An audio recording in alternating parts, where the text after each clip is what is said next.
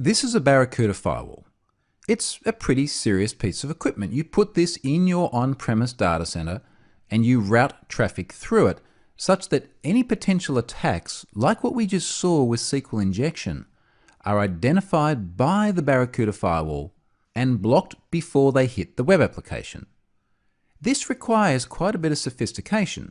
The device needs to make sure it properly identifies and catches attacks without letting through potentially risky traffic, but also ensuring that legitimate traffic does get all the way through and is not identified as a false positive, thus disallowing an otherwise good request. Equipment like this is not cheap. It's a serious investment for an organization, and it is a physical appliance, which means that you're doing all sorts of capacity planning assessments and locking into a piece of hardware for a long period of time. But we can now get this in the cloud as a service and use it to harden our implementation of cloud. Let me show you what I mean. This is the Barracuda Web Application Firewall as a service. So think about that physical device we just saw, except that you never touch it.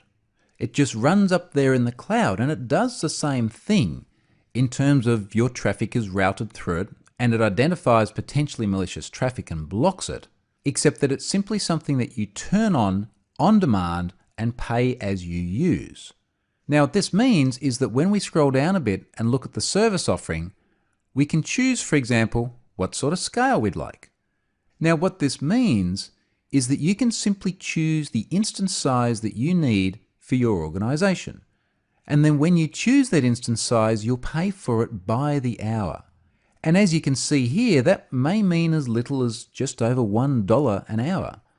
So now, rather than paying upfront this large capital investment of many thousands of dollars, you can get started for a very small amount of money. And then you can scale up as required as well. So what if we start going down to larger instances? What if we went all the way down to the G series? And we took a G5 Barracuda Web Application Firewall and paid more than $15,000 a month for it. That is a seriously large amount of money, but it supports a seriously large scale too. And the beauty of having this in the cloud is that we can choose a G5 when we need it, but when we don't need that much capacity, we can scale it back down to one of the cheaper options. Let me show you how easy it is to deploy. We're back in the Azure portal. I'm going to add a new resource, and I'm just going to type Barracuda Web, and here are our firewalls. We'll go down and grab the Barracuda Web Application Firewall at an hourly rate, rather than bring your own license, because I want the entire turnkey solution. Just go to the portal, choose what I want, and it's all there. So here's our firewall, and now it would simply be a matter of creating it. Now, of course, there's still going to be some configuration. Your traffic needs to be routed through that firewall on its way to the underlying hosting service.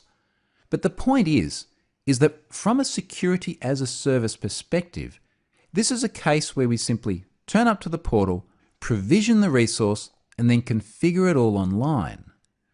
When we look at this as part of the strategy I've been discussing in this model of hardening the cloud, you start to see how easy it is to tweak the configuration and provision additional services to make a cloud deployment a really, really robust implementation.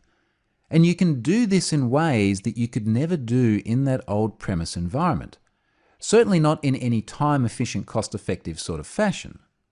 So security as a service is the last thing I wanted to touch on here. Let's now go and summarize the module.